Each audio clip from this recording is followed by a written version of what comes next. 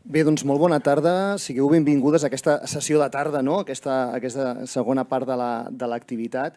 Després d'aquesta brillant intervenció del Carlos, que realment, ostres, jo crec que és tota l'experiència que ens ha explicat és que és un referent d'aquesta visió, d'aquesta altra visió que no té per què ser entrar en conflicte, aquesta visió històrica de la recerca de referents i de com treballar amb una col·lecció. Jo crec que és una experiència que ens ha servit de punt de partida i que encara és tot un referent.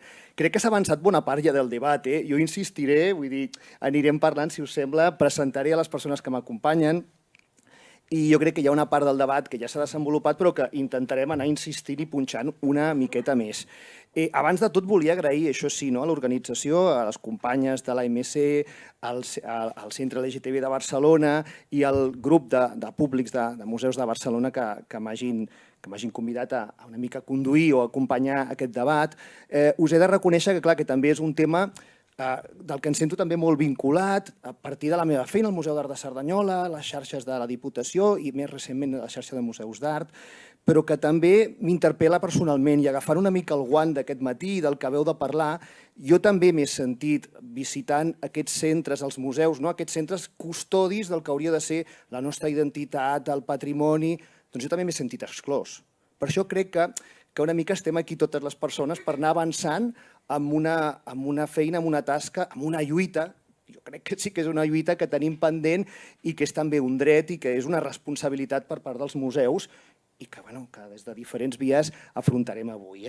Jo, si em permeteu, us presento les persones i faig un llistat de paraules o de coses que m'han cridat l'atenció al llarg de la intervenció del matí i també la del Carlos, per una mica ja sembrar cizanya. A veure si així comencem a pressionar.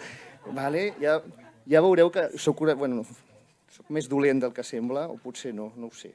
El Carlos ens l'ha presentat una mica el nostre president, el Joan, ja sabeu, llicenciat en Història de l'Art per la Complutense de Madrid, especialista en pintura y dibujo del siglo XIX, ha colaborado en diferentes instituciones culturales, desde el Museo de Bellas Artes de Bilbao a Thyssen, el Prado, que es donde trabaja desde el 2009, nos has comentado, no del 19, del 2009, y desde entonces ha dedicado sobre todo a diferentes estudios al dibujo del siglo XIX, Madrazo, Eduardo Rosales, además de esta experiencia que nos ha explicado, de la mirada del otro, escenarios para la diferencia, también fue comisario de la exposición Invitadas, fragmentos sobre mujeres, ideología y artes plásticas en España, 1833-1931. Ens acompanya també la Blanca Àrias, artista, que també s'ha dedicat a la investigació. M'encanta que en la seva biografia estigui bruixa i escorpí perquè em sento molt identificat i que a marge de la seva... és graduada en Història de l'Art i també ha realitzat el màster d'Estudis Comparatius de Literatura, Art i Pensament a la Universitat Pompeu Fabra. De fet, ha realitzat també el seu treball de final de màster que ha de presentar recentment. Es dedica a la mediació, activista, artista i també, jo crec que entre les seves tasques més interessants, també ha participat en aquesta acció, en aquestes accions de museus LGTB a la Fundació Miró i al Museu d'Arqueologia de Catalunya. És a dir, que tenim el perfil d'un gran museu, perfil d'activisme, mediació i, per últim, a veure si no se'm perd el full, el Daniel López del Rincón, que, li agradi o no, representa el sector de l'acadèmia. Ja veurem que això comencem a provocar-li. Ell és professor del Departament d'Història de l'Art de la Universitat de Barcelona, ha centrat una mica la seva recerca i la seva docència amb l'art contemporani, és doctor en Història de l'Art i és coordinador del projecte d'investigació TEIDE, Temporalidades de Emergencia, Imaginarios, Diagnósticos i Ecologies. A la seva feina ha treballat transversalment l'art amb la ciència, la tecnologia, amb altres disciplines que també trobo molt interessant perquè sembla que només estiguem parlant de museus d'art. Ja sabem que l'art és un refugi per parlar de les persones, de la diversitat, però de museus n'hi ha de molts tipus, llavors intentaríem també obrir-nos a d'altres museus. Com us deia, jo he anat recollint una sèrie de paraules que no sé si és que m'han cridat més l'atenció, si serviran un poco para ir trabajando en el debate o yo creo también para unir unas líneas de de encuentro.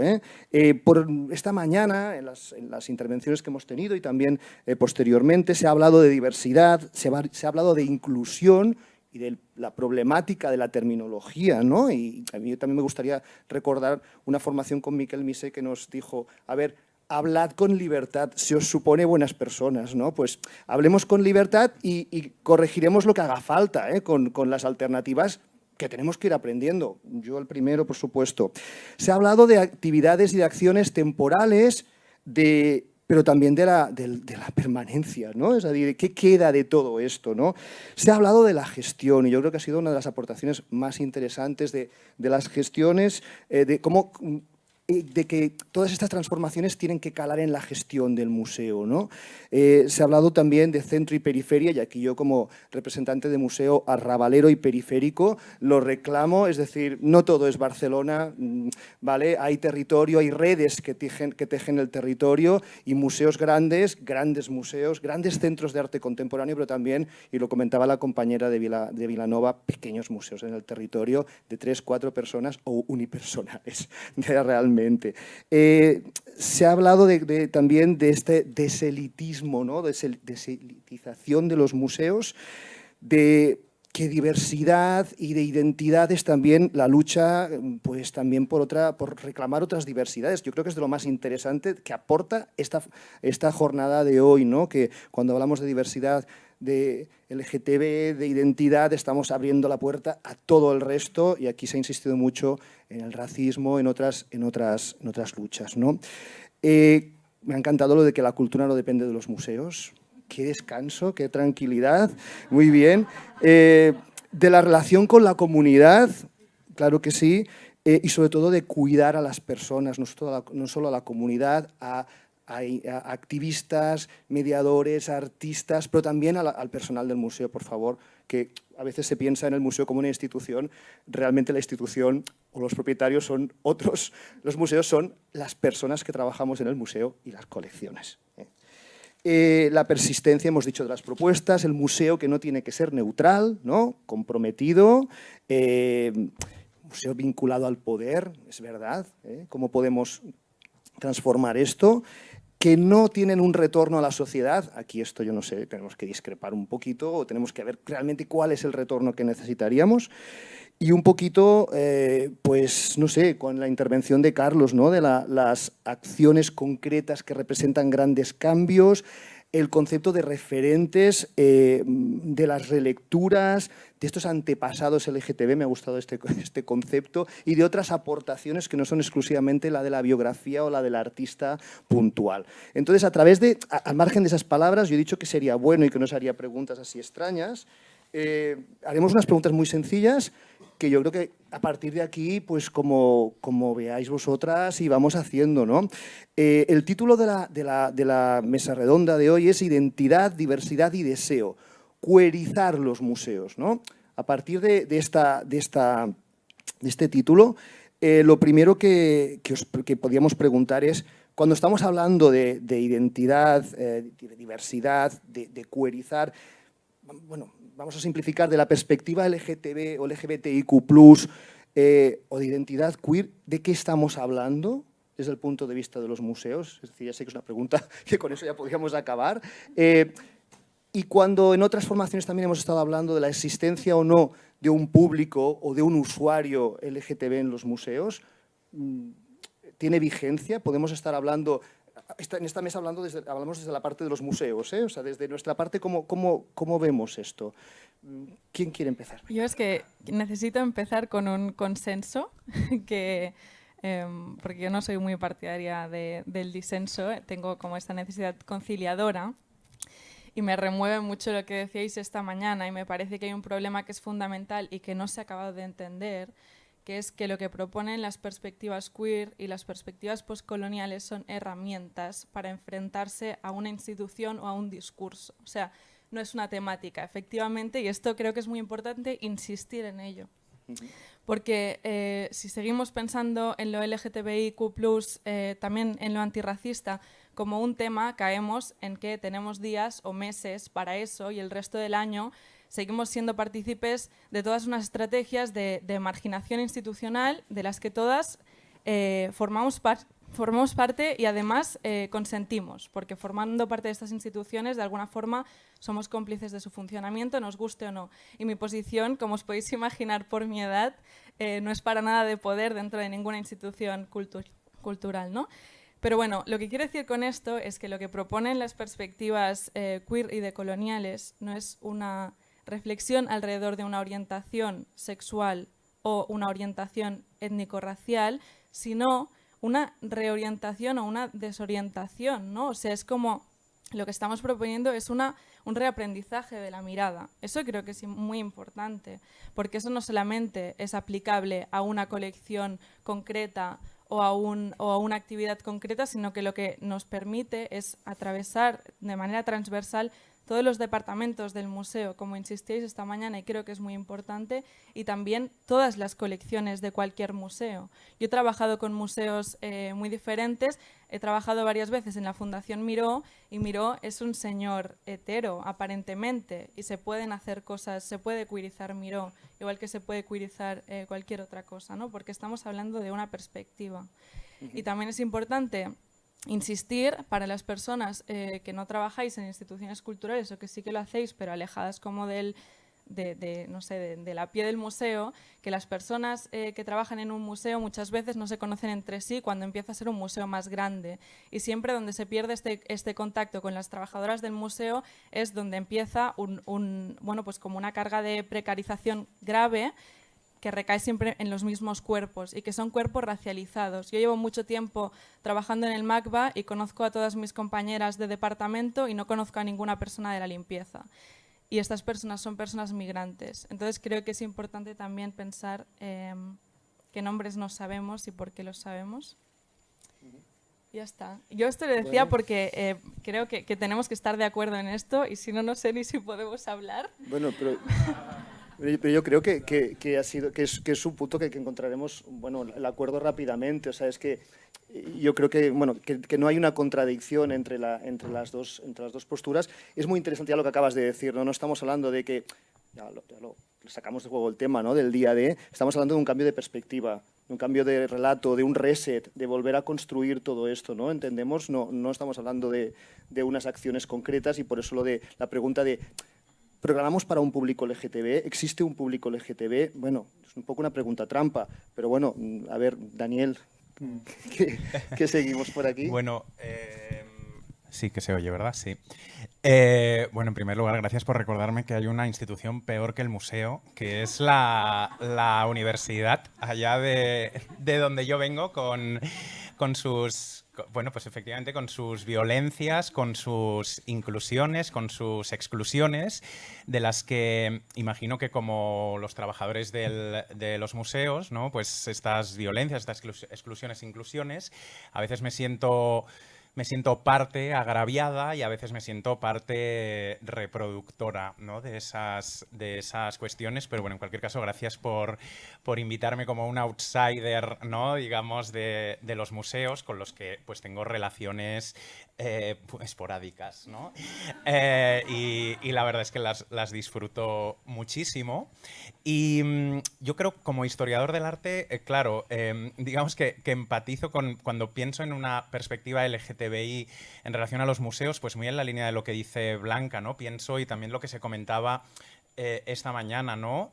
A mí me interesa, creo que me interesa la capacidad de desplazamiento, la capacidad de interpelación que tiene preguntarle a un museo qué implica una perspectiva LGTBI, ¿no? Más allá de iniciativas restitutivas, ¿no? Digamos, de incorporar esas siglas, ¿no? Digamos, como en forma de qué es, me interesan los cómo. Me ha gustado mucho una frase de esta mañana, ¿no? Que entrar en el museo no como individuos, sino como procesos políticos, ¿no? ¿Qué procesos se activan?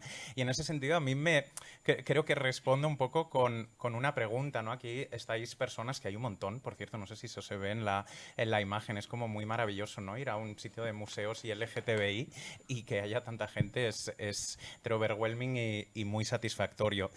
Claro, me pregunto a cada uno de los museos, ¿no? que hay aquí, de los distintos tipos, los monográficos, los museos de señoros, ¿no? Picasso, Miró, los museos más generalistas de historias, los museos de ciencias naturales, de arqueología. cómo se interpela, ¿no? Qué preguntas, qué conceptos y qué procesos se abren. A mí se me ocurren unos cuantos, ¿no? Es decir, más allá de incorporar identidades no representadas, me pregunto cómo se incorpora la misma idea de la construcción de la identidad en estos museos.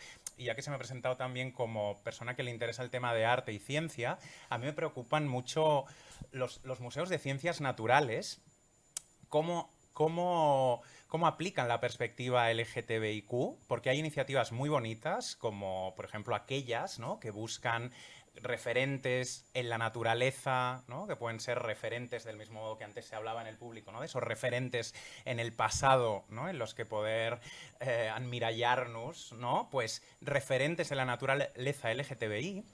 Y en ese sentido yo también creo que hay una interpelación en los museos de historia natural, por si luego volvemos a hablar de los de arte, que es si se puede cuestionar la misma idea de naturaleza. Es decir, los museos de historia natural no solo exponen cosas naturales, sino que nos dicen lo que es natural y lo que no es natural, ¿no? La naturaleza como concepto artificial, como concepto humano, como concepto que creamos los humanos, naturaliza comportamientos y desnaturaliza otros, ¿no? Por lo tanto, creo que hay una responsabilidad también en los museos de historia natural, ¿no?, por decir qué es natural, qué no es natural. Creo que al final de lo que estoy hablando es de que los museos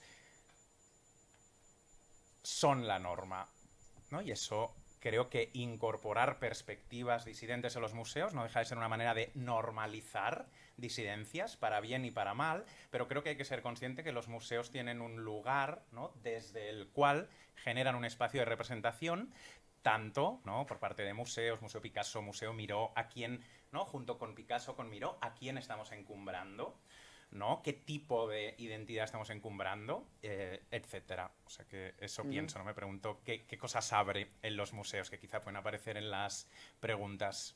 Espacio de representación, ¿no? Espacio de normalización, la palabra así como... Pero es un poco el poder y el poder del museo de dar visibilidad y también de invisibilizar, ¿no? Es un poco nos avanzamos a este punto final de las responsabilidades.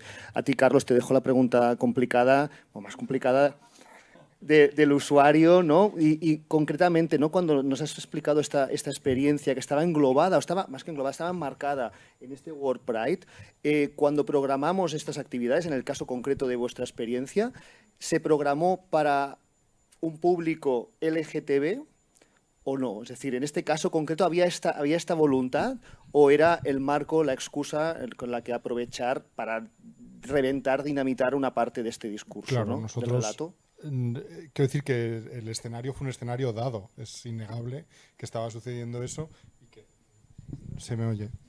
Estaba sucediendo eso y era un escenario que nosotros queríamos aprovechar y en ese sentido pues no podemos, o sea, lo que intentamos es que no fuera puntual, es decir, que no fuera un paso adelante para después volver al armario cotidiano y que se quedara. Y eso yo creo que no se quedó el itinerario, que era la idea original, que se quedara tal cual el itinerario.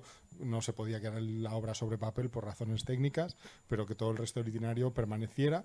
Sin embargo, sí se han quedado otras formas de itinerario marcadas por esa experiencia, yo creo que muy mejoradas, que explican lo mismo que contaba el itinerario y sobre todo hemos ganado la visibilidad de muchas piezas. Pero también creo que era un paso para la institución desde el punto de vista político, ¿no?, de abandonar una supuesta neutralidad que bien sabemos que no existe y hablar de asuntos de los que el museo no hablaba nunca, ¿no? Y a partir de este momento de 2017 fue algo de lo que empezamos a hablar con normalidad dentro del museo y sin violencia. No murió nadie, todos hemos sobrevivido a esta experiencia y ha ido para bien. O sea, hay que decirte que creo que es una suma positiva. No sé si se pensó en algún momento, por eso lo comentaba yo antes, no estoy seguro de que se pensara solo para un público LGTBIQ+. La respuesta, al menos en cuanto a las visitas guiadas, fue que el público tradicional del museo, contra el que nosotros habíamos construido un prejuicio de cómo nos miraban, el público tradicional del museo estaba entusiasmado con la visita y con que no quiero citar nada específico porque puedo ser ofensivo, y no lo deseo, pero estaban aburridos de determinados conceptos que se veían continuamente en el museo y de repente pues encontrarse que alguien les hablaba de otras cosas era algo que agradecieron muchísimo y que fue una de las claves, o sea, precisamente ese público fijo, fiel, cautivo, fue el que mejor reaccionó con respecto a esta experiencia. Y luego nosotros tenemos normalmente exploramos con cuestionarios a nuestros visitantes y la reacción fue buena. O sea, hay que decir que fue muy bien recibido por toda clase de públicos. Esto enlaza un poco con un concepto que utilizamos desde el mundo de los museos, que tenemos que renovar la palabra, ya cogemos un poquito el reto de esta mañana, ¿no? Que es el concepto de la inclusividad, ¿no? También de intentar utilizar, ¿no? de programar actividades para un público diverso, adaptándonos a estas características específicas, pero abiertas a todo el mundo, ¿no? Cuando hablamos de esto, diversidad, inclusión, ¿cómo plantearíamos esto desde una perspectiva nueva, ¿no? ¿Qué es lo que tenemos que cambiar, ¿no? para poder incorporar toda esta nueva mirada, Alba? Es que a mí lo de la inclusión me da urticaria bastante fuerte. Lo hemos comprobado, que no es una cosa, pero necesitamos una palabra alternativa. ¿Y cuál es el concepto que tendríamos que utilizar? No es un tema de lenguaje, es un tema de prácticas. O sea, hay que cambiar las prácticas. Y no, el museo no tiene que ser un espacio abierto a o que dé voz a, porque esto es muy paternalista al final, ¿no? O sea, lo que hay que hacer es que estas personas estemos dentro de los museos. O sea, ahora estamos hablando de nosotras, pero por la mañana también hablábamos qué pasa con estas personas migrantes, por qué no están dentro de los museos. Podemos hacer algo para que estas personas sí que formen parte de las plantillas de los museos. Entonces, si el público... O sea, si no solamente el público, pero también la plantilla de los museos fuese heterogénea, no tendríamos esta preocupación por ser inclusivas y por ser diversas, porque ya estaría dentro del ADN del museo eso, ¿no? Entonces yo creo que la solución es, básicamente apartarnos un rato también y empezar a reformular los equipos de trabajo del museo en todos los ámbitos. Ese trabajo con la comunidad, es decir, también estás planteando aquí cuestiones de cogobernanza, ¿no? ¿Quién ha de dirigir o cómo podemos incluir a la comunidad en los nuevos relatos o cómo se dirige este museo? Pero luego también cuando hablamos de este tema, creo que también tenemos que tener en cuenta la realidad de los museos catalanes, ¿no? Porque muchas veces cuando pensamos en estas instituciones, bueno, aquí tenemos el Prado, que vamos a decir, ¿no? Museos, pensamos en un gran museo. En Cataluña, de este tipo de museos, con todos estos departamentos, no sé si en esta mano yo creo que me sirven ya los dedos de esta mano. De los 200 museos, no sé, Joan, me corriges, que tenemos en Cataluña, la mayoría son 2, 3 personas, 4, 10, en la que todo esto yo creo que se trabaja de una manera mucho más fluida y que es un poco triste que realmente las grandes instituciones que realmente pues, pueden tener mucho más recursos se pierda todo esto por la estratificación que existe en el museo, ¿no? Por lo que estamos viendo aquí, ¿no? Porque de una manera natural en museos pequeños, si somos 3, nos vemos desayunando o nos encontramos en la puerta. Vale. Quiero decir que no, esto ya... Y si hacemos una mirada también a las personas que trabajamos en los museos, ya lo hemos dicho antes, los museos son las colecciones, pero sobre todo las personas que trabajamos dentro. Entonces es importantísimo que realmente, pues como decías, ¿no? Toda esta diversidad de la sociedad se refleje en los museos, pero más que nunca en los museos nacionales o en los grandes museos que representa que marcan las líneas que tenemos que seguir el resto. Yo aquí estoy súper de acuerdo. O sea, lo que pasa es que en los museos pequeños, y esto es algo que tú antes también comentabas, precisamente por ese hecho de habitar en margen, algún margen, que no es un margen absoluto, y esto también creo que hay que rectificarlo porque algunas veces ha habido comparaciones peligrosas y las personas que estamos aquí somos personas blancas con papeles, y eso no hay que olvidarlo. Entonces no habitamos el margen radical, sino que habitamos algún tipo de margen. Desde estos márgenes se pueden hacer más cosas precisamente porque hay esta posibilidad de huir un poco del control de lo grande, ¿no? Entonces, seguramente no se puede integrar a todas las personas que se querría a la plantilla, pero sí que se pueden hacer trabajos de manera colaborativa. Y creo que uno de los trabajos de los museos ahora mismo, de las instituciones culturales, es asumir que no albergan ni manejan todos los conocimientos que quisieran. Entonces, para eso sí se puede recurrir a personas que sean pues, portadoras o vehiculadoras de estos conocimientos. Y este trabajo de manera colaborativa me parece que sí que se adapta más a este otro tipo de museos que no tiene 200 personas en plantilla, ¿no? Por ejemplo. No sé, yo tampoco. No. Yo ofrezco alternativas. No, fantástico. Estamos, bueno, es lo que decíamos, ¿no? Buscar estas herramientas que nos tienen que llevar, ¿no? a cambiar todo esto. Daniel, ¿continuamos un poco por aquí o afrontamos un poquito uno de los principales debates que hemos visto por aquí, que es cómo nos aproximamos a esta mirada y esta especie de conflicto que yo no lo había visto hasta hoy, o sea, que tampoco lo he vivido tanto, yo creo que nunca lo había mirado así, entre la mirada, la interpretación contemporánea, la mediación contemporánea, que bueno, que yo creo que es súper necesaria para saber quiénes somos, hacia dónde vamos, qué queremos, ¿no? Y los referentes, que también encuentro que, bueno, para mí fue como el inicio en todo este tema, porque el entrar a un museo, ya os he comentado, y no sentirte identificado, no sentir que hablan de ti, pues es como la manera más fácil de decir, pues ¿para qué voy a volver a entrar si aquí pues, no me incluyen, ¿no?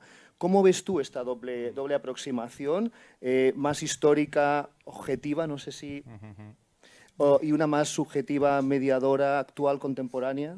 Bueno, a mí me parece un temón y yo creo que se ha demostrado antes, ¿no? El tema de los museos históricos y la contemporaneidad de los museos históricos, ¿no? Yo, digamos, como para ir ahí con premisas potentitas, para mí la obra de arte, por decirlo de alguna manera, es doblemente contemporánea, ¿no? Es contemporánea del momento en el que se hizo y contemporánea en la medida en que la vemos aquí y hoy, ¿no? Para mí la Venus del Espejo de Velázquez es una obra del siglo XVII, pero también es una obra no doblemente contemporánea, sino constantemente contemporánea, ¿no? Es decir, arrastra o se trenza con todas las miradas, reacciones, digamos, que ha ido atravesando a lo largo del tiempo, ¿no? En ese sentido, claro, para mí, digamos que cualquier forma de anacronismo, o digamos de la acusación de anacronismo, es una forma política. Para mí el anacronismo es una herramienta política de actualización activista, de poder rescatar y pensar las obras de arte desde quienes somos hoy y ahora, ¿no? Y digamos que creo que todas las tensiones, y yo como historiador del arte naturalmente que las tengo, ¿no? Por la historia del arte que me han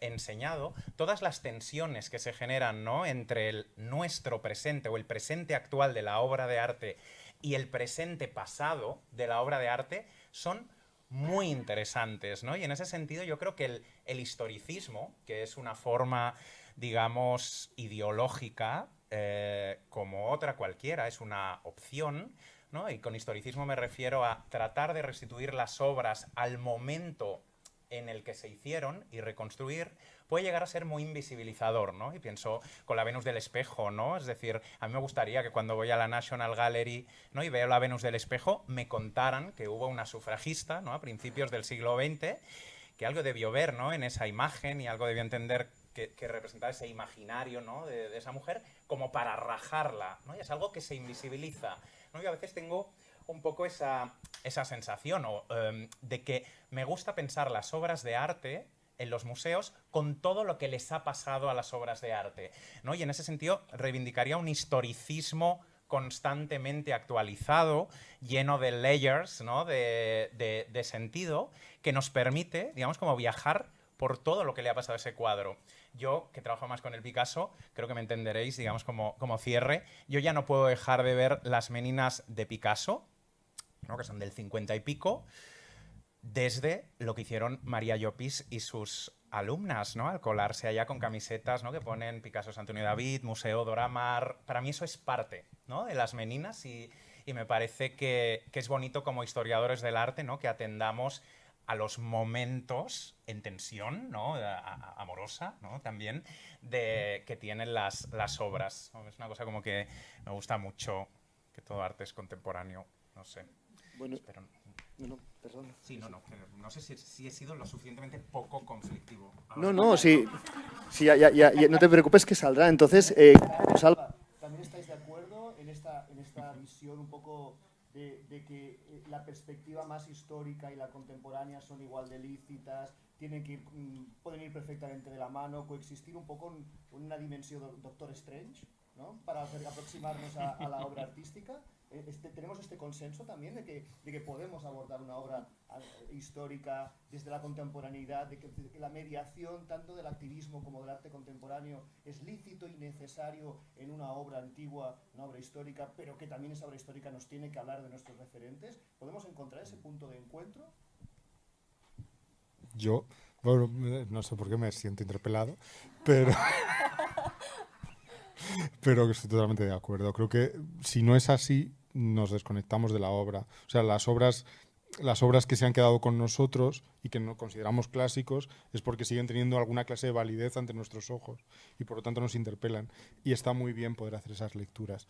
Yo creo que cuando visitamos un museo tenemos que encontrarnos con una información, no sé cómo caracterizarla, pero que nos explique yo trabajo en el Museo de Bellas Artes, quién es la persona que ha hecho la obra de arte, en qué contexto ha salido, y todo eso es muy importante, pero creo que es muy enriquecedor y muy necesario poder hacer ese recorrido de todas las cosas que le han pasado, no solo en la contemporaneidad, sino lo que le ha ido pasando a lo largo de los muchos siglos, ¿no? En qué circunstancias esas obras no se han visto, en qué circunstancias esas obras han estado escondidas, o sea, todo eso creo que nos explica quiénes, o sea, qué cosas han pasado antes de nosotros y creo que son muy necesarias para completar la lectura de una obra, porque le da una polisemia que si no nos la perdemos, por lo tanto no entendemos lo que significa. Y es verdad, perdón, para complementar esto, que a mí me pasa mucho cuando hablo con gente de museos que te cuentan muchas cosas de lo que le ha pasado a las obras y digamos yo creo que es nuestra pasión en general. Claro,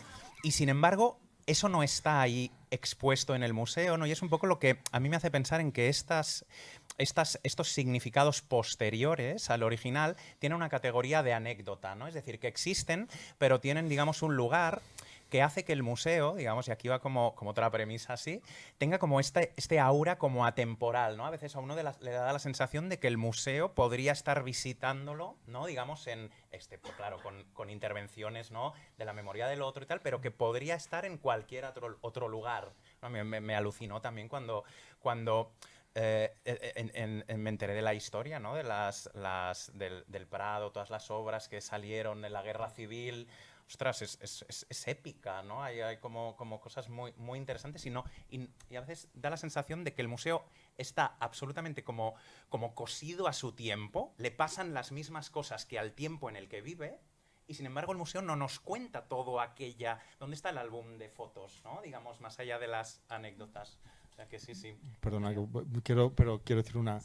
A mí me gusta pensar que en el museo de un futuro muy inmediato todas esas capas de lectura van a ser posibles. O sea, hay que decir que no sé si a través de qué tecnología o a través de cómo vamos a poder acceder mucho más fácilmente a toda esa capacidad de lecturas. Yo recuerdo cuando se veía el 7 del cuadro del 2 de mayo, pero nadie explicaba, o sea, lo explicábamos quienes estábamos explicándolo, pero no había una información, aunque era algo evidente, que un cuadro de Goya muy importante tenía un 7 que se había hecho durante el traslado y que era algo que no estaba dentro de la explicación de la obra, y es en el fondo una cosa tan importante como otros datos que aparentemente nos aportan la tranquilidad de la ficción de ser objetivos. Es decir, si yo explico que la factura se emitió tal día y doy una serie de datos que están consensuados por la academia como más objetivos, me libero de dar una versión hecha a mi medida y creo que en ese sentido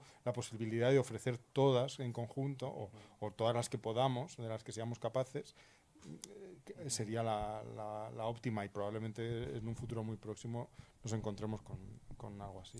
Yo también quería decir una cosa en relación a lo que tú comentabas. Quería decir una cosa muy importante, que es que yo no soy activista ni me defino como tal para artista de todo lo que tú quieras. Pero y bruja también. Que eso, muy importante, que aquí somos 2 Escorpio y 2 Aries, eso se ha ocultado también, visibilización del horóscopo. Pero y ahora tenéis que adivinar quién es quién. Tenéis que votar. Lo que quería decir es... no, yo esto lo digo porque, vaya, que no tengo esa responsabilidad y que no y que no soy para tanto, que las activistas lo hacen mejor que yo. Pero quería decir que con lo que tú estabas comentando ahora, como de que a la gente que trabaja en museos le encanta hablar sobre qué les ha pasado a las obras, pero nadie habla de ello, creo que algo muy estimulante también sería que los museos incorporasen esta metodología que nos ha enseñado lo queer también, que es la de trabajar con el deseo. No solamente como de identificar un deseo primigenio y a partir de ahí utilizarlo como motor, sino de todo el rato cuestionarnos cuáles son nuestros deseos y utilizarlos como material de trabajo. Si hay un deseo que es común y que está identificado, que es este deseo por, no sé, hablar del devenir de las obras o de los acontecimientos que han sucedido alrededor de ellas, ¿por qué no trabajar con eso? ¿No? Porque eso también es una manera como muy antidisciplinar de enfrentarnos a una nueva manera de hacer curaduría, ¿no? Por ejemplo, como no partir de una investigación académica, sino partir de este deseo que es muy personal también. O sea, yo creo que es muy necesario hacer muchísimo hincapié en lo que tú decías antes también, de que no hay ninguna narrativa que sea neutral, porque eso me parece que aún no, o sea, que aún no lo hemos entendido.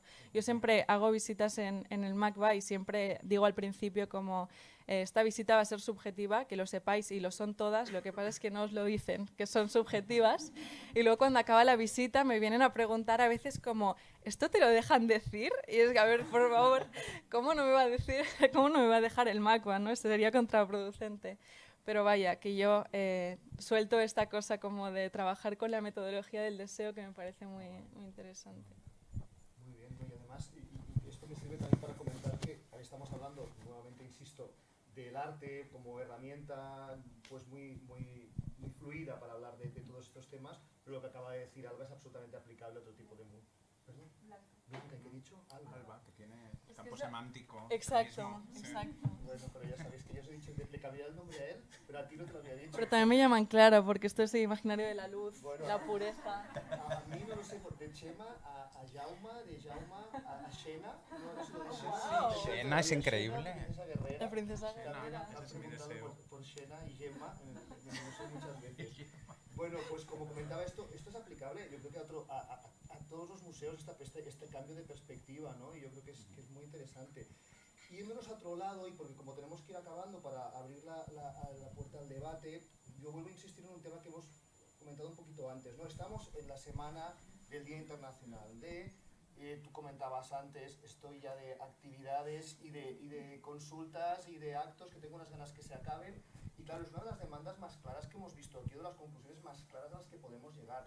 Del Día Internacional de al cambio de relato, porque claro, como todas empezamos un poquito, ¿no? Pues el Día Internacional de actividades, conferencias, exposiciones temporales, o que algunas de estas piezas de la exposición temporal se incluyan en la permanente, que cale también en el discurso del museo, que esta diversidad, como decíamos, ¿no? Y esta diversidad, este reflejo de la sociedad en todos los en todo su espectro, llegue también a las personas que trabajan en el museo. La formación, ¿no? Que no hemos hablado hoy, pero que es un tema imprescindible, y no solo de técnicos, o sea, cuando hablamos de formación tendría que ser absolutamente transversal, como es el tema. ¿En qué momento estamos? ¿Tenemos muy claro cuál es este relato? O sea, ¿hacia dónde vamos? De la acción concreta al objetivo final. ¿Coincidimos en cuál es el objetivo final? ¿Y en qué momento estamos de todo este viaje? Me encanta que hable yo, que soy el que no trabaja en museos, ¿no? ¿En qué momento estamos? Claro, yo, digamos, sí, yo desde el mal opino, ¿no? Claro, a mí lo que yo, sí, voy a hablar desde fuera, voy a hablar desde la verdad, ¿no? Desde el lugar en el que se produce la verdad. Claro, para mí, digamos, cuando me parece como súper sugerente, y creo que todos estaremos de acuerdo, ¿no? En no quedarnos en el día de, y digamos ver de qué modo, que es lo que me parece la pregunta, de qué modo eso va a calar en el discurso, va a generar estructura y en cierta medida va a normalizarse, ¿no? Como parte de la estructura.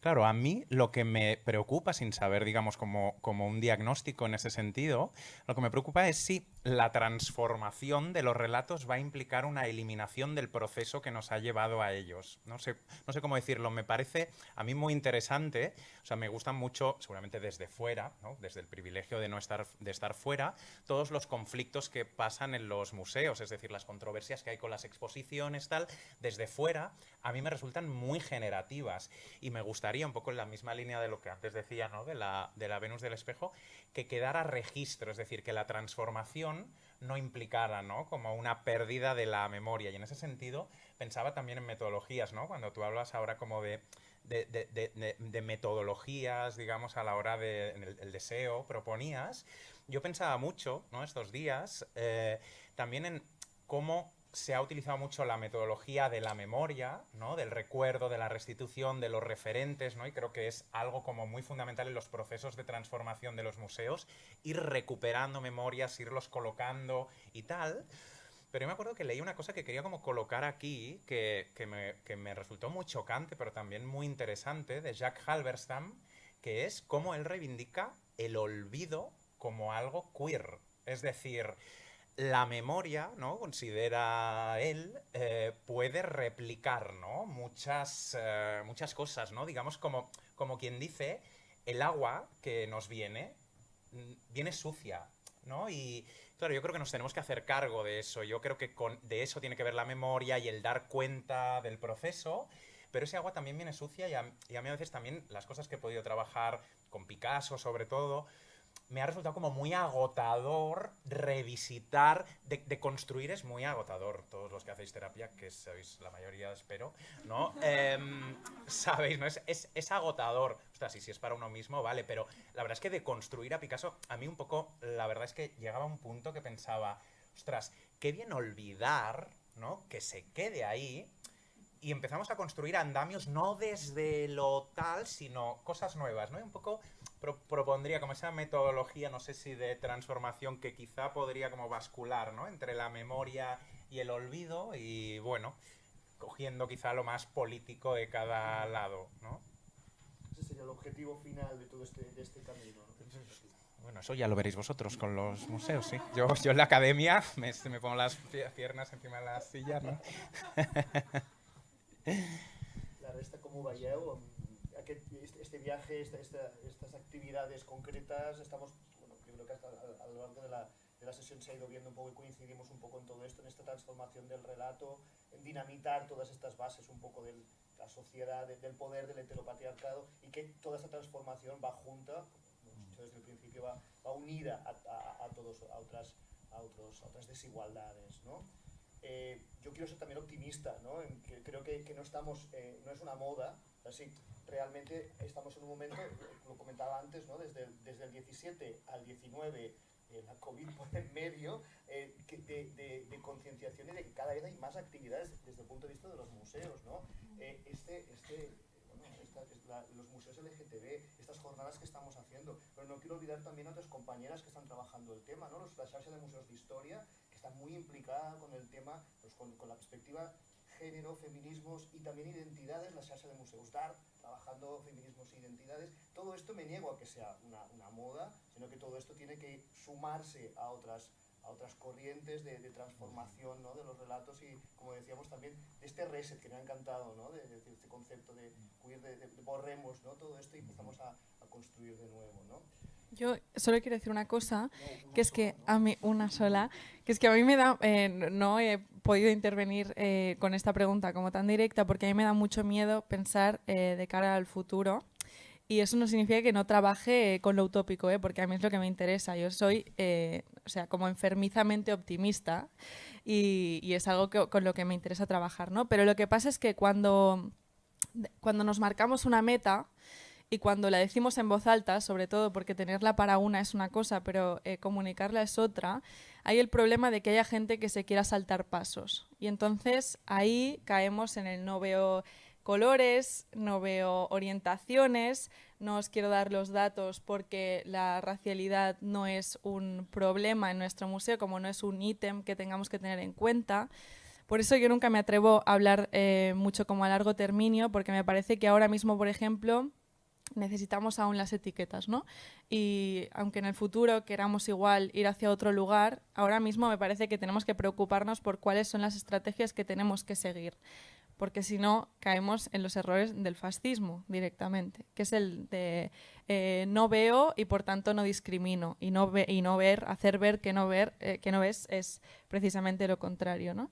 Es por eso que yo nunca me atrevo a hablar mucho así de cara al siglo XXII, porque bueno, estamos ahora haciendo cosas para el futuro, pero las estamos haciendo ahora con nuestras herramientas del 2022, ¿no? Y ya está. Sí, estamos construyendo y bueno, todo esto está en proceso, es un proceso de continua transformación, ¿no? Pero me encanta también lo de no saltarnos ningún paso. Me parece muy interesante. Y yo creo que con esta intervención podríamos acabar un poco con la última pregunta, que no será la de si os subiréis a la carroza del Museo Thyssen, os he dicho que no os la haría, sino que un poco podemos acabar con un poco, si queréis decir, ¿no? Un poco, muy brevemente, responsabilidad y retos de los museos a partir de lo que hemos dicho hoy. Ya sé que es, bueno, reincidir seguramente, pero de todo lo que hemos dicho, ¿qué es lo que destacaríais? ¿Cuál es la mayor responsabilidad en todo lo que tenemos establecido como representantes del poder, institución de la mano del poder, que establece qué es lo que es cultura y qué es lo que no es, y cuál es ese reto que pensáis que sería el más interesante, más importante? El orden, el que queráis. O sea, para mí muy rápido es una cosa solo, que es aterrizar y abrirse al mundo, como dice Gloria Anzaldúa, y ya está, no hay nada más, es muy fácil. Es esto. De objetivarlo también, o sea que... Objetivarlo no, todo lo contrario. ¡Qué miedo! Claro, es que nos has dejado en plan, uy, Sí, claro, ahora ya no se puede decir nada más. Pues nada, Es a tomar una increíble. caña. Me parece un cierre increíble y Se merece un aplauso, creo yo. Sí.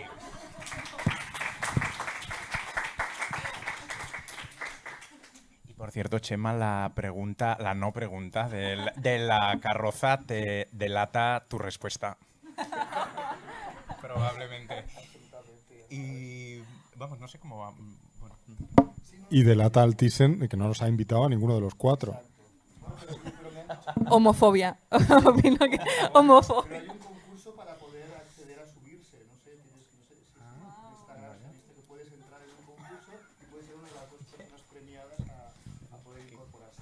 Bueno, si queréis pasamos a la intervención de las personas asistentes hoy, o si también hay alguna otra intervención. Si el Museo Thyssen quiere intervenir desde...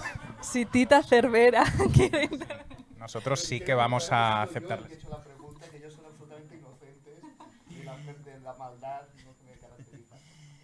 Abrimos un poquito el turno de intervenciones, ¿os parece? Sí.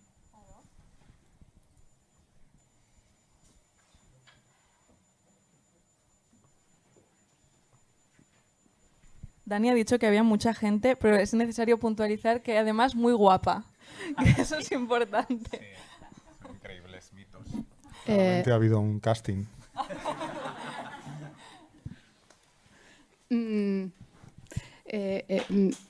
Bueno, gracias. Las reflexiones súper interesantes. Por alusiones, el tema de las ciencias naturales. La ciencia no es neutral. Y como tal, los museos de ciencias naturales somos como el Prado. O sea, acumulamos un patrimonio que es fruto y reflejo de la ideología de las diferentes sociedades que han hecho posible la acumulación de ese patrimonio. Vale. Creo que el tema está en el relato. Eso hay que explicarlo. Es decir, cómo han llegado estas colecciones al museo, de dónde vienen y a qué responden en cada momento histórico. Esto es el relato, esto hay que explicarlo. Esto no lo explicamos, ¿eh? Nosotros decimos, esto es un fósil encontrado en, no sé, donde sea, tal, ¿vale? Y ordenamos las colecciones de una cierta manera, pero no explicamos eso. Como mínimo en la permanente, estoy hablando ahora de la permanente, pero el relato, yo creo que el tema es este. Y luego quería decir otra cosa, y es que los museos son otra forma de cultura. Esta mañana ha salido, ¿no? Somos los otros. Pero, ojo, esos otros están pagados por todos. Es decir, que toda la sociedad es responsable o no, pero está contribuyendo a esos museos. O sea que algún interés tendría que tener hacia dónde van los museos. Ya está. O sea, yo creo que uno de los retos de los museos también es hacer saber a la gente que tiene el derecho y también la agencia suficiente como para abordar un museo, tan fácil como eso, ¿no? No sé cómo se hace, pero lo ensayamos. Sí, a ver qué tal. Yo quiero decir que estoy súper de acuerdo con lo que has dicho. Creo que es una misión muy importante explicar la procedencia, la caracterización de la procedencia de cada una de las colecciones que hemos recibido en los museos, porque es lo que define la forma de la institución que tenemos a día de hoy, y sin saber eso no sabemos hacia dónde podemos llevar lo que tenemos. O sea que estoy totalmente de acuerdo contigo. Sí, yo también, claro. O sea, realmente es la autoconciencia, me parece muy bonito, ¿no? Decirlo desde la ciencia, ¿no? Que es seguramente, ¿no? De todos los museos y de todas las disciplinas, aquella que más se asocia a la objetividad, a la neutralidad, y por tanto entender, ¿no? Que el saber científico es un saber históricamente constituido y además cambiante, ¿no? A mí siempre me sorprende, ¿no? En la estructura de las revoluciones científicas, ¿no? Digamos, cuando un paradigma entra en crisis, ¿no? Digamos, la verdad deja de serlo, ¿no? Y otra, ¿no? Digamos, entonces eso me hace pensar siempre que las verdades científicas de hoy son las mentiras científicas del mañana, ¿no? Que llegarán otras. Entonces, me parece que la tarea principal del Museo Científico es casi su historicidad, ¿no? Que, por cierto, en las carreras Academia de Ciencias, ¿no? La historia, ¿no? En biología, tal, suelen ser asignaturas María, ¿no? Por decirlo de alguna manera, que mariófobo, ¿no? Esto que acabo de decir, ¿no? Y por tanto a mí me parece importante. Sí, luego habéis hablado de otra cosa que también me gusta, pero no recuerdo cuál es. Pero hemos dicho que el olvido era queer, así que me quedo con ello.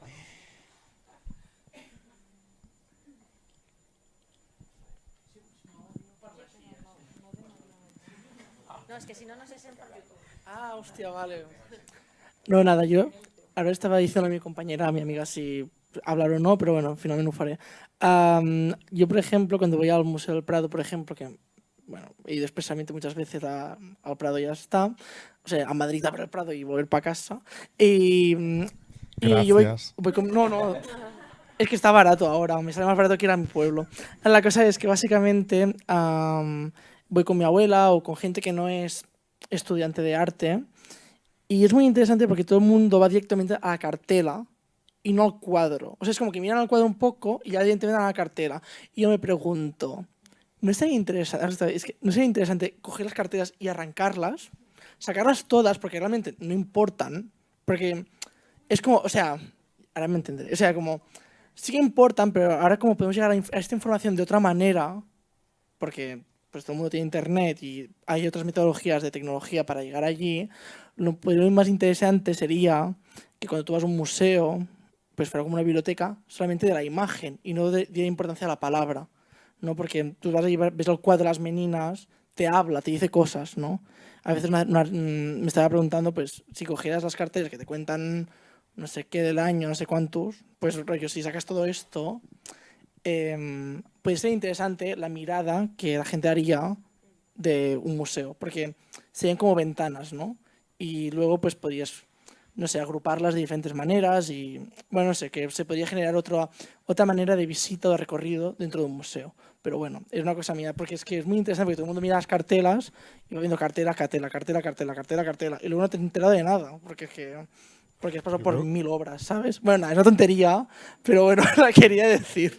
No, yo no sé si tenéis alguna la experiencia de visitar museos con poca cartela o con poca información en la cartela o solamente la pura identificación técnica. A mí me resulta muy opresivo si no sé nada de... O sea, estoy hablando desde la subjetividad, pero me resulta muy difícil.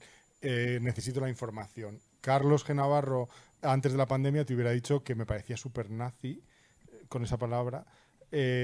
No poner información y esperar a que la gente se la descargue de internet. porque nosotros tenemos un público muy variado y mucho de ese público no accede con naturalidad a la información que hay colgada online. Una parte muy importante de nuestro público. No sé, no conozco el caso de tu abuela. El tuyo entiendo que sí, porque lo has mencionado, pero el caso de mi abuela, que me gloriaste, no hubiera podido acceder, que le encantaba ver cuadros, pero no hubiera podido acceder nunca a esa tecnología. Y muchos visitantes así todavía permanecen y son muy importantes para el museo y les tenemos muchísimo cariño y nos gusta que puedan. De hecho, la mayoría de las quejas que tenemos sobre las cartelas tiene que ver con la poca legibilidad que hay precisamente para ese segmento de población en el que se situaría mi abuela. Y yo creo que son muy importantes. De hecho, me parece la parte más política del museo, porque en esas explicaciones, en la información que en 60 palabras, que es lo que mide una cartela media del Museo del Prado, eliges contarle a todos los visitantes que pasen por ahí, es exactamente lo que van a aprender la mayoría, los que no se metan a bucear de cada obra, con lo cual es donde está la clave de cómo están leyendo el museo. Me parece la parte más importante. Una parte más importante de un museo, obviamente, son sus obras, pero imagino, o su público, pero desde luego la cartela es el contacto independiente que tienes si no tienes a nadie que te lo explique, si tal, no sé cuánto, para acceder a la información básica donde colocar en tu cabeza esa obra. Eso es probablemente la parte que más pecado tiene del museo, ¿no? Porque es donde desaparece mucha información, donde nos olvidamos de muchos conceptos y donde probablemente lo que nosotros estamos debatiendo hoy aquí tiene su escenario perfecto, ¿no? La clase de explicaciones que nosotros estamos esperando tendría que estar en esas cartelas siempre y muchas veces lamentablemente no la encontramos. Bueno, a mí también me parece un temón lo de las cartelas y bastante político, por cierto, ¿no? También, porque yo entiendo que también lo que planteas tiene que ver con cómo uno media la experiencia de la obra de arte a través de la cartela, ¿no? Entonces, claro, me pregunto si quitáramos las cartelas y con el ejemplo del Prado, si realmente no haríamos lo mismo. No sé si tú serás historiador del arte o por ahí, o conoces, pero digamos que, claro, a mí me quitan las cartelas del Prado y como historiador del arte, pues no necesito yo tanto las cartelas porque ya sé qué mirar, ¿no? Y un poco sería una misma trampa. Creo que seguiríamos mediados porque yo tengo la sensación a veces de que ver es haber visto, ¿no? Es decir, uno va al Reina Sofía y cuando ve el Guernica por primera vez, en realidad lo está reviendo. Tú ya has visto eso. Cuando tú vas al Prado, has puesto un ejemplo muy concreto, ¿no? Vas a no a conocer cosas nuevas, sino a reconocerlas, ¿no? A haber visto otra vez, ¿no? Entonces me parece como un conflicto muy interesante el tema de las cartelas. No sé si sería quitarlas o no, pero efectivamente cómo estamos mediados con las imágenes y si es posible un conocimiento directo y real con las obras, si es que eso es deseable, ¿no? Digamos, como renunciar a eso, casi es como una utopía. Y luego me hace pensar en el valor político de las cartelas, efectivamente, ¿no? Cuando uno necesita saber más información y se va a la cartela, el nivel de poder que tiene la cartela sobre es decir, cómo altera, ¿no? Es decir, la cartela no describe la imagen, le atribuye significados. Y pienso ahora con un conflicto muy concreto, que por cierto tiene que ver con la academia, con la mía, con la UB, que es una de las sedes del Museo del Prado, ¿no? El Prado disperso, ¿no? Está en diversos lugares y la Universidad de Barcelona tiene una serie de obras, entre las cuales ahora pues ha habido, ¿no? Algunas investigadoras, una de ellas Laura Mercader, que todavía no está publicado su texto, hay ya una conferencia, con lo cual no la quiero como recitar mucho, pero ha empezado a pensar, entre otras cosas, los títulos: El rapto de las Sabinas o la violación de las Sabinas, ¿no? Y en ese sentido, ¿queremos tener colgado un cuadro que se llama Violación?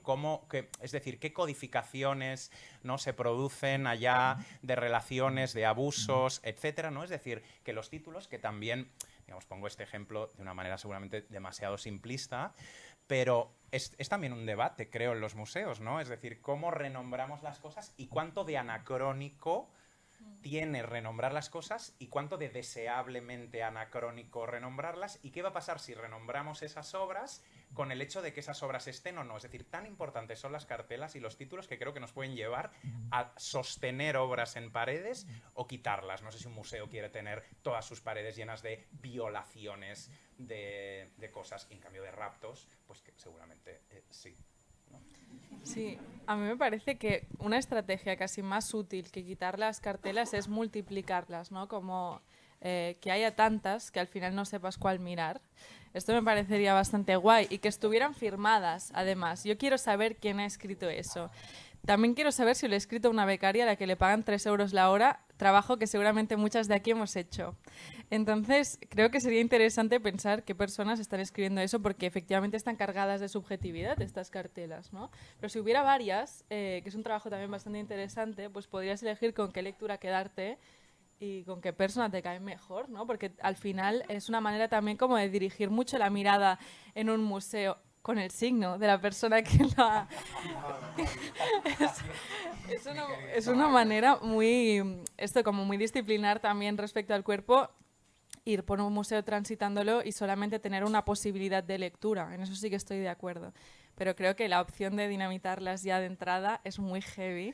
A mí me parece que igual multiplicar las lecturas sería más útil para reaprender la mirada, que a mí es una de las cosas que me interesa mucho del museo como dispositivo, como el museo como espacio para entrenar otras miradas que no se corresponden con la que hemos aprendido ni con la que practicamos fuera del espacio del museo. Y eso también que nos lleve, por supuesto, pues a reorientar nuestro deseo, por ejemplo, ¿no? Y esto es una pregunta que nos hacemos varias veces también con Víctor, que antes ha hablado, que es, pues no sé, ¿por qué nos enamoramos del hermafrodito en el Prado y no nos enamoramos de una persona no binaria fuera del museo, ¿no?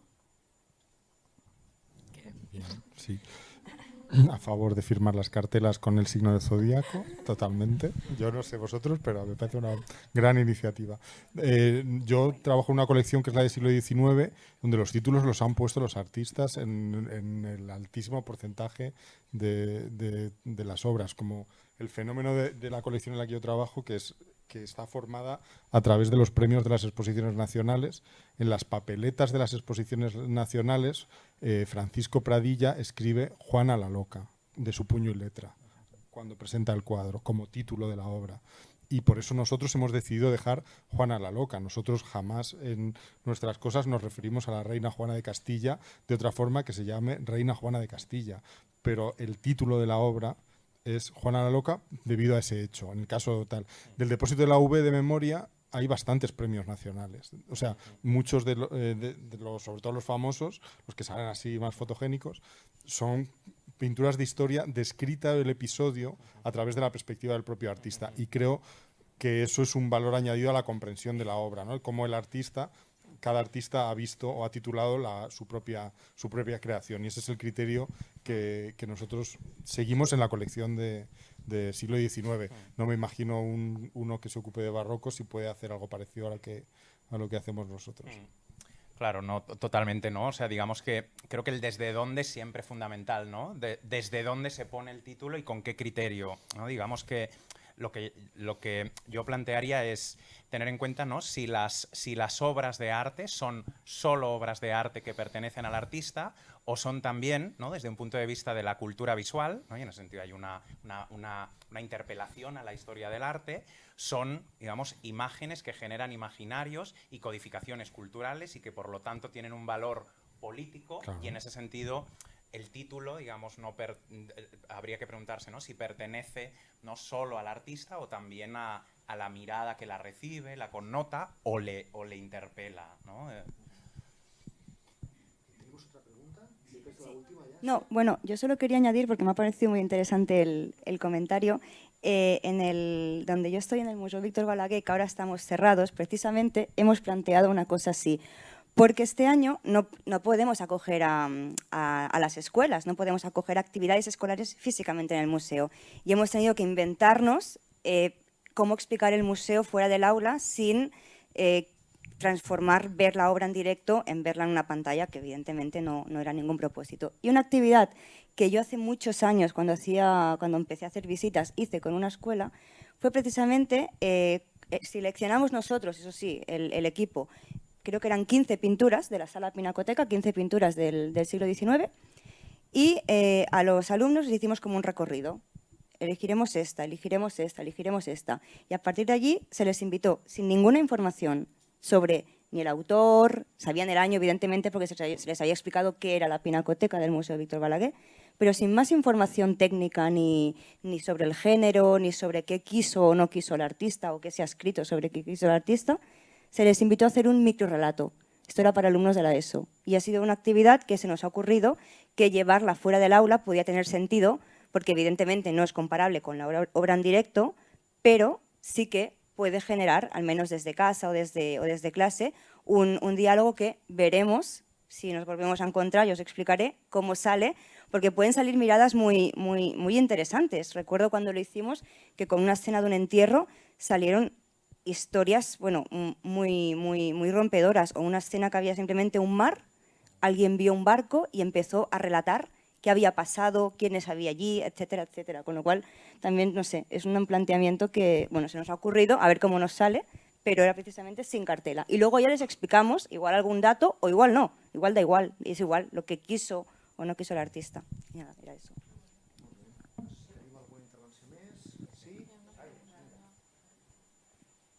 Hola, què tal? Jo treballo al Museu Nacional d'Art de Catalunya i m'ha agradat molt el que està passant, la conversa.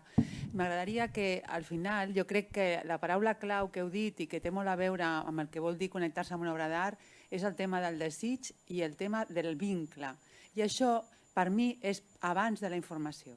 Per tant, com a treballador de museu, la meva tasca és facilitar converses des de l'avui, perquè, com heu dit, qualsevol... O sigui, l'obra no pot ser més que contemporània perquè els nostres ulls són ara i avui, i per tant la meva tasca és facilitar aquestes converses de les quals surt el desig. Primer, a més, si puc garantir la llibertat de mirar allò que el públic vol, no el que nosaltres volem que mirin, ni el nostre itinerari, sinó què volen mirar, per què a aquella persona li ressona allò i a aquella altra li ressona allò altre. Jo qui soc per decidir què mirem? Per tant, negociem amb els desitjos nostres, els de les persones, i després facilitem aquesta llibertat de mirar a través de la conversa.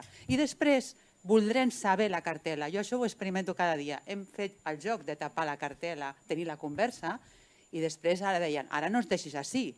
Ara, després d'aquesta conversa, volem saber qui és aquesta obra, qui l'ha fet, què passava aquí realment. I podem dir, i això com ho podem saber? El museu explica alguna cosa o no? Doncs aquí en este cartel, i anem a mirar el cartel i després mirem, i què més explica el museu? El museu explica més o no? Per què aquesta obra està aquí al costat d'aquesta? Per què posa aquest text que poseu aquí? Diu alguna cosa? Enteneu alguna cosa? Potser sí, potser no. Però vull dir que jo crec que heu dit coses molt interessants i per mi jo em quedo amb això i que a més ho he viscut. És desig, llibertat de mirar, a partir d'aquí vincle, informació, vincle, recerca, vincle, plaer, tot això per mi és això que heu dit. I ja. Molt bé, doncs si us sembla, que em sembla una intervenció molt maca, molt interessant per acabar. Jo potser, si voleu, afegiria com algunes de les conclusions que s'han dit i que sumen absolutament el que comentava la nostra companya, aquesta visió de que els museus no són espais neutrals, que han d'estar compromesos amb la lluita contra les desigualtats, amb la lluita pels drets. També sumar aquesta idea que hem tingut, o aquesta que s'ha desenvolupat, d'aquest no conflicte que ha d'existir entre el referent, la visió històrica i la mediació contemporània, amb aquesta mena de dimensió espejo que volíem, aquesta contemporaneïtat de la nostra visió. I potser, per últim, només agrair una mica, jo crec que la importància d'aquesta jornada d'avui, la intervenció de la Blanca, del Daniel, del Carlos, i potser jo faria una petició més. Com us deia, hi ha moltes activitats i moltes iniciatives que s'ajunten amb aquestes dates, òbviament els museus LGTB, però també com a museu REBU el que em proposa la Diputació, la xarxa de museus d'història, la xarxa de museus d'art, estaria molt bé poder coordinar-nos i poder treballar això no només ara, sinó al llarg de tot l'any, amb una feina que crec que totes les persones que estem aquí estem super implicades i que sabem que estem caminant cap a una acció conjunta que no va només d'identitat, sinó que va molt més enllà. Sí, ja sé el que em deixava, òbviament, per mi el resum absolut és per què estem treballant, per fer aquest reset, per esborrar tot això i per construir un nou relat. Moltíssimes gràcies a totes vosaltres i a les persones que m'acompanyen.